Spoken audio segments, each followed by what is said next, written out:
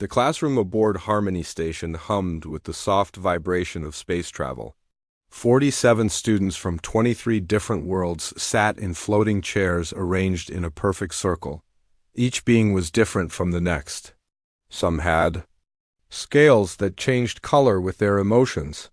Others had long tentacles instead of arms.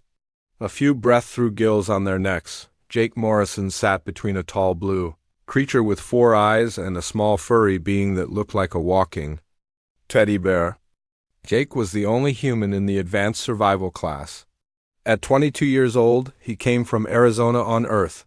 His dark hair was always messy, and his brown eyes held a curious spark that never seemed to fade. Professor Cathara floated at the center of the circle. She was beautiful in an alien way.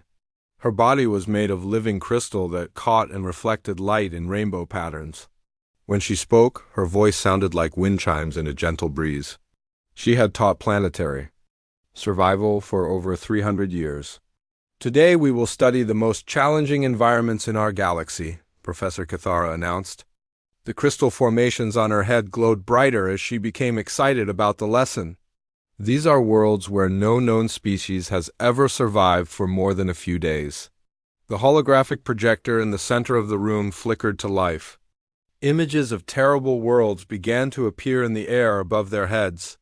There were ice planets where the temperature never rose above -100 degrees. There were worlds covered in acid rain that could melt through metal. There were planets where the gravity was so strong that it would crush most beings instantly.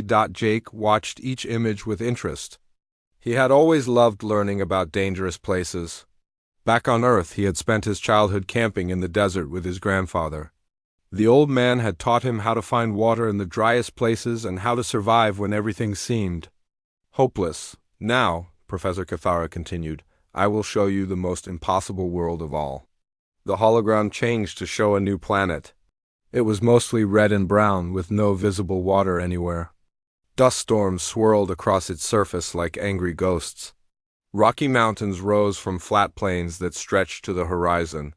This is Kepler 442c, the professor explained.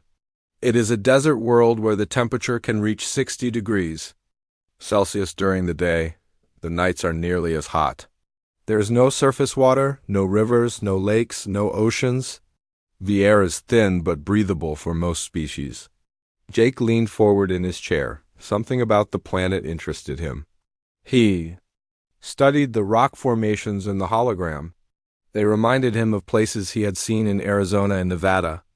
The way the shadows fell, the colors in the soil, even the few plants that grew on the cliffsides looked familiar.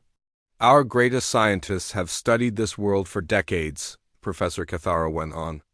They have used every piece of technology we possess. Ground-penetrating scanners, atmospheric analyzers, mineral detectors, all of them give the same result. There is no water on this planet. A student with green skin and no hair raised her hand. Professor, what about underground water? Surely there must be aquifers beneath the surface. Professor Cathara's crystals dimmed slightly. An excellent question, Zara. Our deep core sampling probes have drilled down 5 kilometers in multiple locations. They found only solid rock and dry sand. The geological surveys confirm there are no underground water sources. Jake raised his hand. Several students turned to look at him.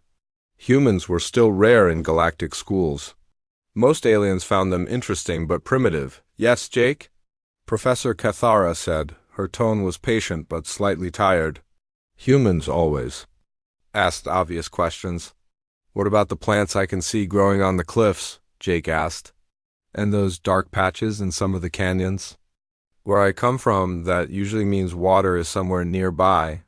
The professor's crystals flashed with what might have been amusement. Young human, I appreciate your enthusiasm. But you must understand that your species has only been exploring space for a few hundred years. We have been studying planets for thousands of years. Your desert survival skills from Earth do not apply to alien worlds. Some of the other students made sounds that might have been laughter. The blue creature next to Jake patted his shoulder with one of its 4 arms.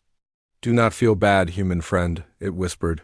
We all make mistakes when we are learning. Jake felt his face grow hot with embarrassment, but he did not give up. But Professor, what if the water is there and the machines just can't find it? What if it's deeper than 5 kilometers or in places where the rock formations hide it? Professor Cathara's crystals turned a deep red color. This was clearly a sign of annoyance. Mr. Morrison, I have been teaching survival techniques since before your species discovered fire. Our technology can detect water molecules at the molecular level. If there was water on Kepler 442c, we would have found it. She turned to address the entire class. This is an important lesson about the limitations of different species. Each race has evolved on their homeworld. Humans evolved in environments with abundant water. This makes them optimistic about finding water even where none exists. It is a survival trait that helped them on Earth, but it becomes a dangerous delusion in space. Jake wanted to argue more, but the professor had already moved on to the next topic. She began showing images of volcanic worlds where the ground was made of flowing lava. Jake tried to pay attention, but his mind kept returning to the desert planet. During the break, Jake pulled out his personal tablet and began researching Kepler 442c. He found the official reports that Professor Cathara had mentioned. The surveys really did show no signs of water. But Jake noticed something strange. All the drilling had been done in flat areas or on top of hills. None of the core samples had been taken from the bottom of canyons or near the cliff faces where he had seen the plants growing. What are you doing, Jake? Asked Amy Chun, another human student who had joined the class just the week before. She was studying xenobiology, the science of alien life forms. Amy was smart and curious like Jake, but she was also more careful about challenging the professors. I'm looking at this desert planet, Jake explained, showing her his tablet. Professor Cathara says there's no water, but I think she might be wrong. Amy's eyes grew wide. Jake, you can't be serious. She's been studying planets for hundreds of years. And look at all this data from the surveys. I know what the data says, Jake replied, but I also know what I see. Those plants have to be getting water from somewhere.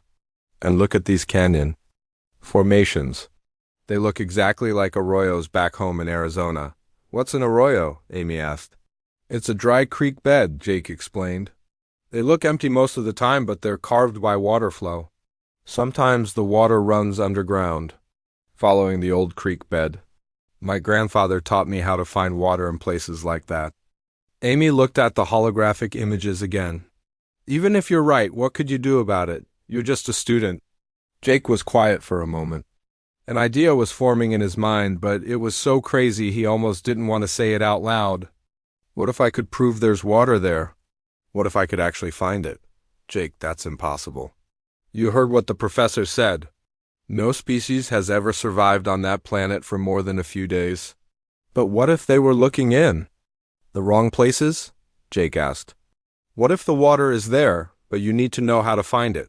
Amy shook her head. You're talking about going to one of the most dangerous planets in the galaxy with nothing but primitive Earth survival skills. That's not brave, Jake. That's suicide. But Jake had already made up his mind. He spent the rest of the day researching everything he could find about Kepler 442c. He studied the rock formations, the mineral content of the soil, and the few plants that managed to survive there. Everything he saw convinced him more that water was hidden somewhere on that world. That evening, Jake made a decision that would change his life forever. He was going to prove that Professor Cathara was wrong about the desert planet. He was going to find water where the galaxy's greatest scientists had failed. He just had to figure out how to get there first. Jake could not sleep that night. He kept thinking about the desert planet and the way Professor Cathara had dismissed his questions. In his small dormitory room, he stared at the ceiling and listened to the soft hum of the space station's engines. His roommate, a tall insect-like being called Rictar, clicked his mandibles in his sleep. The next morning, Jake arrived at breakfast early. The dining hall was nearly empty except for a few students from the night shift classes. Jake sat alone at a corner table, still reading about Kepler 442c on his tablet.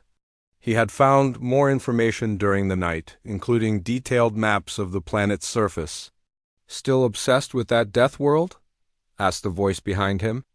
Jake turned to see Derek Voss, a human student from the engineering program. Derek was 2 years older than Jake and considered himself much smarter than most people. "It's not a death world," Jake replied quietly. "There's water there, I'm sure of it." Derek laughed and sat down across from Jake. "You're kidding yourself." "Do you know how many alien species have better survival skills than humans? If they can't survive there, what makes you think you can?" "Because they're looking in the wrong places," Jake said. He showed Derek his tablet screen. "Look at these rock formations. See how they're arranged? That's not random. Water carved. Those shapes thousands of years ago." "Maybe it did," Derek admitted, "but that doesn't mean there's still water there now. It could have dried up millions of years ago." Jake was about to argue when Amy Chun sat down next to him. She looked worried. "Jake, everyone is talking about you," she said in a low voice. "The story about you questioning Professor Cathara has spread all over the station." "What do you mean?" Jake asked. "Some of the alien students think it's funny that a human believes he knows more than a professor who has been studying planets for centuries," Amy explained. "They're making jokes about human arrogance." Derek grinned. "I hate to say it, but they have a point. You've been in space for what, 6 months? And you think you can solve a mystery that has puzzled scientists for decades?" Jake felt his face growing red with anger. "I'm not claiming to know more than anyone else. I'm just saying that maybe they haven't tried everything yet." "Then prove it," said a new voice. Jake looked up to see Zara, the green-skinned student from yesterday's class. She was standing behind their table with several other alien students. "If you're so confident about this desert planet, why don't you go there and find this water you claim exists?" "That's impossible," Amy said quickly. "Students aren't allowed to visit dangerous planets without special permission." "Actually," Zara continued with a sly smile, "there is a way. The Galactic Education Authority has a program called Survival Challenges. Students can request to visit dangerous worlds to test their skills. Of course, most species are too smart to try it." Jake's heart began beating faster. "You're talking about an official challenge?" "Exactly," Zara replied. "You would have to get permission from Professor Cathara and the station commander. They would give you basic survival gear and transport you to the planet. You would have 72 hours to prove your theory. And if he fails?" Derek asked. "Then he becomes another statistic," Zara said coldly. "Another example of why certain species should not attempt things beyond their capabilities." Jake stood up from the table. "I'll do it." Amy grabbed his arm. "Jake, no, this is crazy. You could die." "I could also prove that there's water on that planet," Jake replied. "And maybe save lives in the future when other people get stranded?" There, the news of Jake's decision spread through the station faster than he had expected. By afternoon, students from every department knew about the challenge. Some thought he was brave. Most thought he was stupid. A few thought he was both. Jake found Professor Cathara in her office, working on lesson plans for the next day. Her crystal body was glowing with a soft blue light as she concentrated on her work. "Professor," Jake said, standing in the doorway, "I would like to request an official survival challenge." Professor Cathara looked up from her desk. Her crystals shifted to a yellow color, which Jake had learned meant surprise. "Mr. Morrison, I assume this is about Kepler 442c?" "Yes, Professor. I want to prove that there's water on that planet." The professor's crystals turned red again. "Mr. Morrison, I cannot allow you to commit suicide just to prove a point. The Survival Challenge program is designed for experienced students, not first-year humans who think they know better than their teachers." "I'm not trying to prove I know better than you," Jake said carefully. "I'm trying to prove that maybe we haven't looked at this problem from every angle." Professor Cathara was quiet for a long moment. Her crystals slowly shifted from red to orange to yellow. "You are serious about this, aren't you?" "Yes, Professor, I am." "Very well," she said finally. But I will not make this easy for you. If you want to attempt this challenge, you must follow all the standard rules. You will be allowed one basic survival kit, enough water for 72 hours, and one primitive tool of your choosing. One primitive tool? Jake asked. Yes, the challenge is designed to test natural survival instincts, not technological advantages. You may choose any non-electronic tool that could have been made by primitive cultures. No computers, no advanced materials, nothing that could give you an unfair advantage. Jake thought about this for a moment. What about a dowsing rod? Professor Cathara's crystals flickered with confusion. I am not familiar with this term. It's a simple wooden stick shaped like a Y, Jake explained. Some people believe it can help locate underground water. You wish to risk your life based on primitive superstition? Professor Cathara asked. I wish to risk my life based on techniques that have worked for thousands of years on Earth. Jake replied. The professor's crystals began glowing brighter. Very well, you may have your wooden stick. But I want you to understand something, Mr. Morrison. This challenge will be broadcast throughout the Galactic Education Network. Students from hundreds of worlds will be watching. When you fail, you will not only embarrass yourself, but your entire species.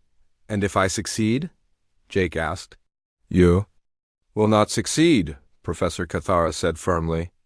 But if by some miracle you do find water on Kepler 442c, I will personally apologize to you in front of the entire station. Jake spent the next 3 days preparing for the challenge. He researched everything he could find about dowsing rods and water divination. He contacted experts on Earth through the subspace communication system. He learned that dowsing was considered pseudoscience by most people, but some believed it worked by detecting subtle electromagnetic fields created by underground water. Amy helped him practice with a makeshift dowsing rod in the station's hydroponics bay. The Y-shaped stick seemed to pull downward when Jake held it near the water pipes, but Amy thought it might just be Jake's imagination. Even if dowsing really works, she said, that doesn't mean it will work on an alien planet. The water on Kepler 442c is still water, Jake replied. If dowsing works by detecting electromagnetic fields, it should work anywhere. On the day before the challenge, Jake received a message from his grandfather back on Earth. The old man had taught Jake everything he knew about desert survival. Boy, the message said, I heard about your crazy plan. I won't try to talk you out of it because I know you won't listen. But remember what I taught you about finding water in the desert. Don't just look for water, look for signs of water. Plants, rock formations, changes in soil color. The desert will tell you where the water is if you know how to listen. Jake played the message 3 times before going to bed. The next morning, he would be transported to Kepler 442c. He would have 72 hours to find water on a planet where no species had ever survived for more than a few days. As he packed his simple gear, Jake thought about all the people who believed he would fail. Professor Cathara, Derek, most of the alien students, even Amy had doubts. Jake was starting to have doubts himself, but he also remembered his grandfather's words about listening to the desert. Jake had grown up in the desert. He knew its moods and its secrets. Tomorrow, he would find out if an alien desert could teach him something new. The transport ship dropped out of hyperspace above Kepler 442c just as the planet's sun was rising. Jake pressed his face against the small window and got his first real look at the world that might kill him. The surface was even more harsh than the holographic images had shown. Red dust storms swirled across vast empty plains. Rocky mountains jutted up from the ground like broken teeth. Last chance to change your mind, human, said Captain Torgan, the ship's pilot. He was a large reptilian being with scales that changed color based on his mood. Right now they were dark green, which meant he was worried. I'm not changing my mind, Jake replied, checking his equipment one more time. He had a basic survival kit containing emergency food, water purification tablets, a small shelter, and medical supplies. The kit was designed to keep most species alive for 72 hours in moderate conditions. On Kepler 442c, it might last half that long. Jake also carried his dowsing rod, which he had carved from a piece of wood in the station's workshop. The Y-shaped stick felt light in his hands, almost like a toy. Many of the alien students had laughed when they saw it. Some had made jokes about humans using magic sticks. "The documentary crew is already in position," Captain Torgan said, pointing to a screen that showed 3 floating cameras hovering near the landing site. "They will record everything you do. The footage will be broadcast live to education stations throughout the galaxy." Jake's stomach tightened. He had not thought much about the cameras. Now he realized that millions of beings would be watching him fail or succeed. The pressure felt enormous. "Remember," Captain Torgan continued, "you have exactly 72 hours. If you have not found water by then, we will extract you whether you want to leave or not. The Galactic Education Authority will not allow students to die for publicity." The ship touched down on a flat area surrounded by low hills. Jake could see the rocky canyon system that had interested him in the holographic images. It was about 2 kilometers away, shimmering in the morning heat. "Good luck, human," Captain Torgan said as Jake prepared to leave the ship. "I hope your wooden stick works better than our advanced technology." Jake stepped out of the ship and was immediately hit by a wall of heat. The temperature was already 40 degrees Celsius, and the sun had just risen. By midday, it would be much hotter. The air was thin but breathable, just as the reports had said. It smelled of dust and hot rock. The transport ship lifted off, leaving Jake alone on the surface. The 3 floating cameras moved closer, recording his every move. Jake tried to ignore them as he looked around the landing site. The ground was hard-packed red dirt with scattered rocks. A few tough plants grew in cracks between the stones, but they looked dried and lifeless. Jake knelt down and examined the soil. It was bone dry on the surface, but when he dug down a few centimeters, he found slightly darker earth underneath. Jake pulled out his dowsing rod and held it loosely in both hands, the way his grandfather had taught him. The stick felt ordinary, showing no reaction to the dry ground around the landing site. Jake had not expected to find water here anyway.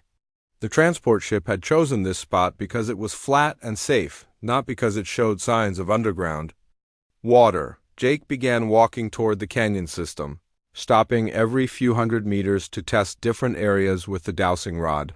The cameras followed him, recording everything. Jake wondered what the alien audience thought of his slow, methodical approach. The heat grew worse as the morning progressed. Jake's shirt was soaked with sweat before he had walked 1 kilometer. He forced himself to drink water regularly, even though he knew his supply was limited. Dehydration would kill him faster than anything else on this planet. As Jake got closer to the canyons, he noticed something that gave him hope. The few plants growing here were different from the ones near the landing site. They were still tough and drought-resistant, but they looked healthier. Their leaves were not completely dried out, and some even showed traces of green color. Jake tested the dowsing rod near a cluster of these plants. For a moment, he thought he felt the stick pull slightly downward, but the sensation was so faint he could not be sure. He marked the spot with a small pile of stones and continued walking. The canyon entrance was narrow, carved through solid rock by some ancient force. Jake studied the walls as he walked deeper into the canyon. The rock showed clear signs of water. Erosion, with smooth curves and channels that could only have been carved by flowing water. But that water might have disappeared millions of years ago. Jake stopped at several points in the canyon to test with the dowsing rod. Each time, he felt a slight reaction, stronger than what he had experienced on the surface. The stick seemed to pull toward the canyon floor, but when Jake examined the ground, he found only hard-packed earth and solid rock. By noon, the heat had become almost unbearable. The temperature had risen to 55 degrees Celsius, and the canyon walls reflected the heat like an oven. Jake took shelter in a small cave and waited for the worst of the heat to pass while he rested. Jake thought about what he had learned. So far, the dowsing rod was showing reactions in the canyon, but weak ones. The plant life was slightly better here than on the surface. The rock formations clearly showed evidence of ancient water flow. But none of this proved that water still existed underground. Jake pulled out his tablet and reviewed the geological surveys that Professor Cathara had shown the class. The report said that core samples had been taken from 12 different locations on Kepler 442c, all showing dry rock and sand. But Jake noticed something interesting. None of the sample locations had been in canyon systems like this one. The alien survey teams had drilled their test holes in flat, open areas where their equipment could work easily. They had not tested the narrow canyons where ancient water might have carved underground channels. Jake began to feel more confident about his theory. As the afternoon heat started to fade, Jake left his shelter and continued deeper into the canyon. The walls grew higher and the passage narrower. Jake tested dozens of spots with the dowsing rod, finding stronger reactions as he went deeper. At one point, the canyon split into 3 smaller passages. Jake tested each one with the dowsing rod. The middle passage showed the strongest reaction, with the wooden stick pulling downward so hard that Jake had to grip it tightly to keep it from falling. Jake followed the middle passage for another hour. The walls here were only a few meters apart, and the floor showed more signs of ancient water flow. Small pools carved in the rock were empty but smooth, as if water had filled them recently in geological terms. The sun was setting when Jake reached the end of the passage. It opened into a circular chamber about 20 meters across, surrounded by high walls. The floor of the chamber was covered with different types of plants than Jake had seen anywhere else on the planet. They were still desert plants, but they looked almost healthy compared to the struggling vegetation on the surface. Jake held the dowsing rod in the center of the chamber. The reaction was stronger than anything he had felt all day. The stick pulled down so hard that his hands ached from holding it. But when he looked at the ground, he saw only hard earth and scattered rocks. Jake began to feel doubt creeping into his mind. The dowsing rod was showing strong reactions, but he still had not found any actual water. He had been on the planet for 12 hours and had used a quarter of his water supply.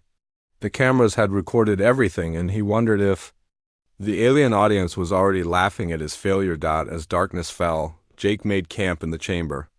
He ate a small meal from his emergency supplies and tried to stay positive. Tomorrow would bring new challenges, but he still had 2 days to find water. The dowsing rod reactions in this chamber were too strong to ignore. Water was here somewhere. He just had to figure out where. Jake woke up before dawn on his second day. His body ached from sleeping on the hard ground, and his throat felt like sandpaper. The temperature had dropped during the night, but it was still warmer than most planets during their hottest summer days. Jake checked his water supply and felt a stab of worry.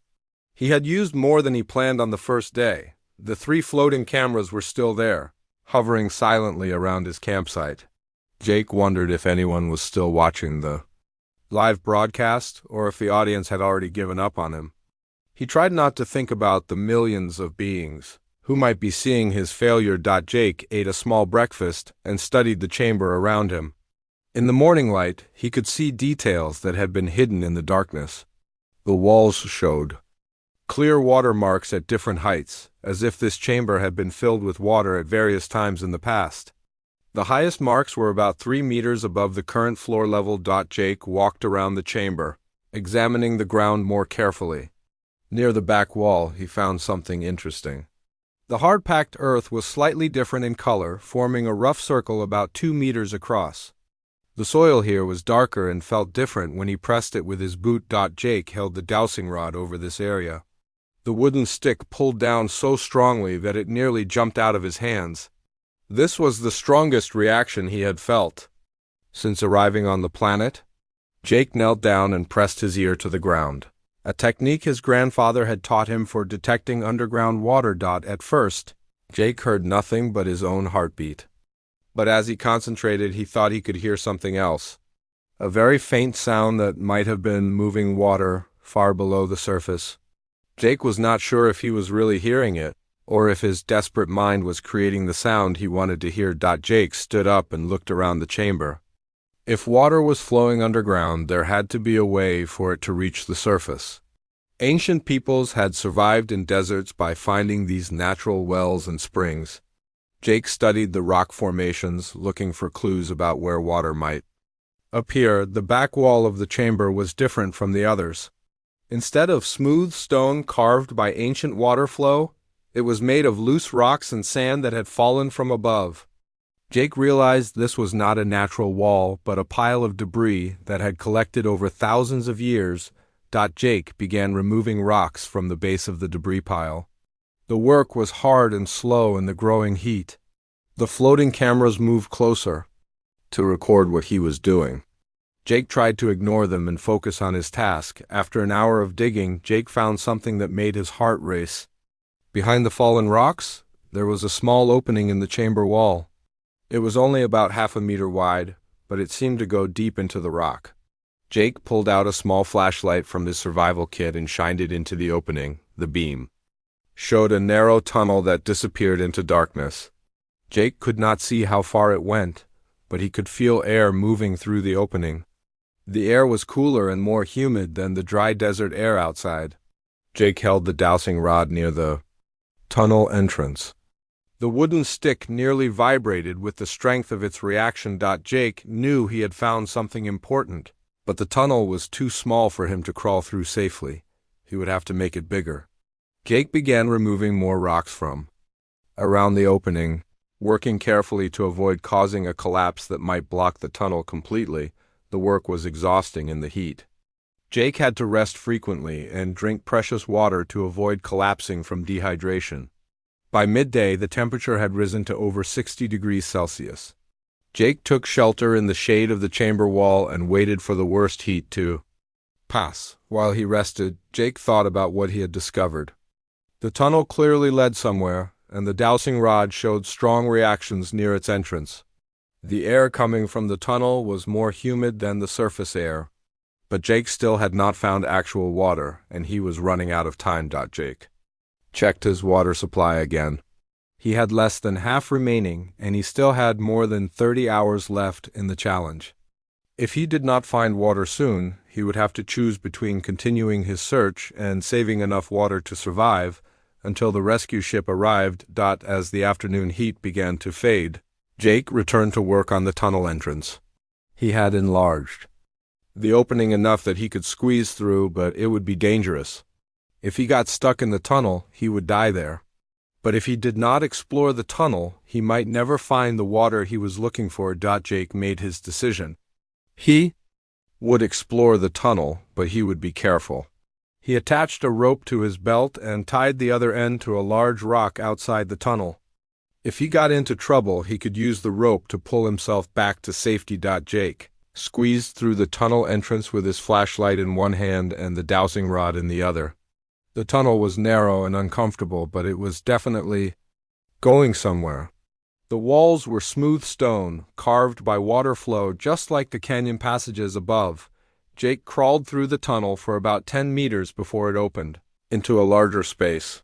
He shined his flashlight around and could not believe what he saw.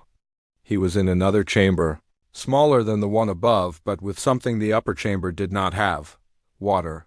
A small pool of clear water sat in the center of the chamber floor.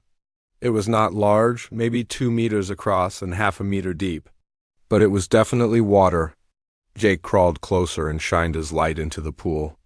The water was so clear he could see the bottom, and it seemed to be moving slightly, as if it was being fed by an underground spring. Jake carefully tasted the water. It was clean and fresh, with no bitter taste or strange smell. Jake used his water purification tablets anyway, just to be safe, but the water seemed pure enough to drink without treatment. Jake filled his water bottles from the pool and drank deeply for the first time in 2 days. The water was cool and refreshing, and Jake felt energy returning to his tired body. He had found water on Kepler 442c, in exactly the kind of place his grandfather had taught him to look. Jake crawled back through the tunnel to the upper chamber. The floating cameras were still there, waiting for him. Jake held up one of his water bottles and smiled at the cameras. He had done it. He had found water on a planet where the galaxy's greatest scientists had said no water existed. Jake used his emergency communicator to send a message to the transport ship. "This is Jake Morrison. I have found water on Kepler 442c. The source is underground, accessed through a natural tunnel system in the canyon chamber. The water is clean and appears to be fed by an underground spring. The response came back quickly. Message received, Mr. Morrison. Are you certain about the water source? I am drinking it right now, Jake replied. I have refilled my water bottles from an underground pool. The water is clean and fresh. There was a long pause before the next message. Mr. Morrison, you have 24 hours remaining in your challenge period. Do you wish to continue exploring or return to the surface for extraction? Jake looked at his water bottles, now full again for the first time since landing on the planet. He looked at the tunnel entrance that had led him to the underground spring. He thought about Professor Cathara and all the alien students who had laughed at his wooden dowsing rod. I will continue exploring, Jake said.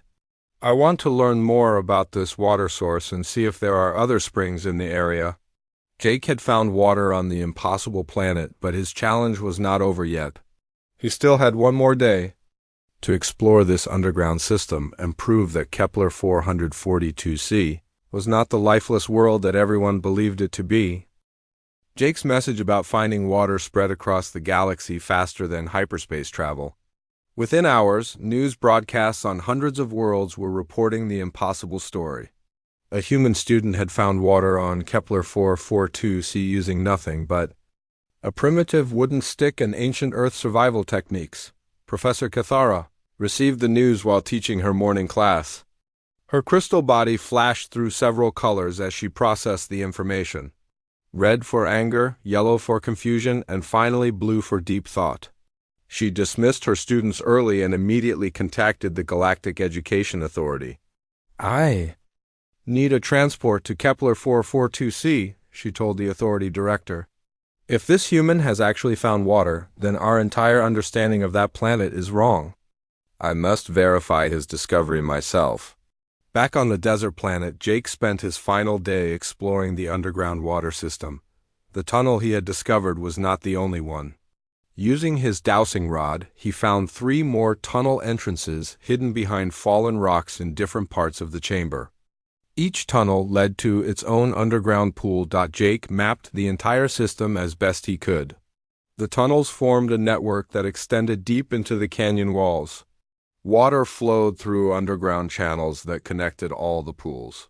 Jake estimated that the system contained thousands of liters of fresh water, enough to support a small settlement for months. The floating cameras recorded everything Jake did. The live broadcast had attracted the largest audience in galactic education history. Beings from across the galaxy watched as the young human explored tunnels that their advanced technology had completely missed. Jake also discovered why the alien surveys had failed to find the water. The underground system was located in a natural formation that blocked most types of scanning equipment. The tunnels were too narrow and twisted for the large drilling machines that had been used in the official surveys. The water sources were hidden in exactly the places where no alien species had thought to look on the morning of his 3rd day. Jake climbed out of the canyon system and walked back to the original landing site. He was tired and dirty, but he was also successful. He had proven that water existed on Kepler 442c, and he had done it using techniques that were thousands of years old. The transport ship arrived exactly 72 hours after it had dropped Jake off. Captain Torgan landed the ship and opened the airlock. His scales were bright orange with excitement as Jake climbed aboard. Is it true? Captain Torgan asked. Did you really find water down there? Jake held up his water bottles, all of them. Full. I found enough water to support a permanent settlement. The underground system is larger than I first thought. There are pools connected by natural tunnels throughout the canyon network. Captain Torgan's scales shifted to a golden color that Jake had never seen before. Human, you have done something that no being in the galaxy thought was possible. You have found life where our greatest scientists said only death existed. The journey back to Harmony Station took 2 days. During the trip, Jake received hundreds of messages from beings across the galaxy. Scientists wanted to know how dowsing rods worked. Survival experts wanted to learn about human desert techniques. Even government officials were interested in The implications of Jake's discovery. When the transport ship docked at Harmony Station, Jake found a crowd waiting for him. Students from every department had come to see the human who had solved the mystery of Kepler 442c. Amy Chun was at the front of the crowd, smiling with pride and relief. "I knew you could do it," she said, hugging Jake as he stepped off the ship. "I was scared, but I knew you would find a way." "I almost didn't," Jake admitted. "There were times when I thought the dowsing rod was just my imagination. But my grandfather always said that desert survival is about patience and observation. You have to trust your instincts even when logic says you're wrong." Professor Cathara was waiting in the crowd, but she did not approach Jake immediately. Her crystal body was glowing with a soft white light that Jake had never seen before. Later, he learned that white light meant deep respect and humility. The next morning, Professor Cathara called a special assembly for the entire station. Students and faculty from every department gathered in the main auditorium. Jake sat in the front row with Amy and his other friends. Professor Cathara stood at the center of the room, her crystals glowing with the same white light. "3 days ago, I stood in this room and told you that no species could survive on Kepler 442c. I said that our technology had proven the planet was without water. I was wrong." The auditorium was completely silent. Professor Cathara continued, speaking, her voice carrying clearly through the room. "Mr. Jake Morrison has done more than find water on an impossible planet. He has shown us that wisdom is not the same as knowledge. He has proven that sometimes the oldest solutions are better than the newest technology. He has demonstrated that survival is not just about advanced equipment, but about understanding the deep connections between life and environment." Professor Cathara turned to face Jake directly. "Mr. Morrison, I apologize for dismissing your questions and doubting your abilities. Your success has forced me to reconsider everything I thought I knew about planetary survival." Jake stood up, feeling embarrassed by all the attention. "Professor, I didn't do this to prove you wrong. I did it because I believed water was there, and I wanted to help future travelers who might get stranded on planets like Kepler 442c. "Which brings me to my next announcement," Professor Cathara said.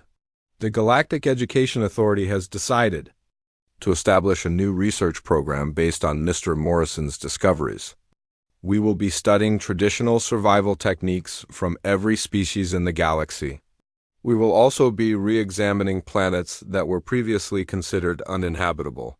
The professor's crystals brightened as she made her final announcement. "Mr. Morrison, I would like you to co-teach a new course with me. We will call it Primitive Wisdom in Advanced Survival. You will teach traditional human techniques while I provide the scientific framework for understanding how and why these techniques work." Jake felt overwhelmed by the offer. "I would be honored to help, Professor. But I'm still just a student myself." "You are a student who has taught the entire galaxy something new," Professor Cathara replied. "That makes you qualified to teach others." 6 months later, Jake stood in the same classroom where this adventure had begun. But now he was at the center of the circle, teaching survival techniques to a new group of students. The dowsing rod, that had seemed so primitive, was now displayed in the station's museum as an example of effective survival technology. Amy Chun had become his research partner, studying how traditional techniques from different species could be combined with modern science. Together, they had identified dozens of planets that might be habitable using methods that conventional surveys had missed. Jake received regular updates from Kepler 442c, where a permanent research station had been established around the water source he had discovered. The settlement, called Hope Springs, was home to scientists from 12 different species who were studying desert survival techniques, but the most important change was in how the galaxy viewed survival itself. Jake's success had proven that survival was not just about having the best technology. It was about understanding the environment, trusting your instincts, and never giving up hope. As Jake looked around the classroom at his eager students, he remembered his grandfather's words about listening to the desert. The old man had been right. The desert did tell you where the water was if you knew how to listen.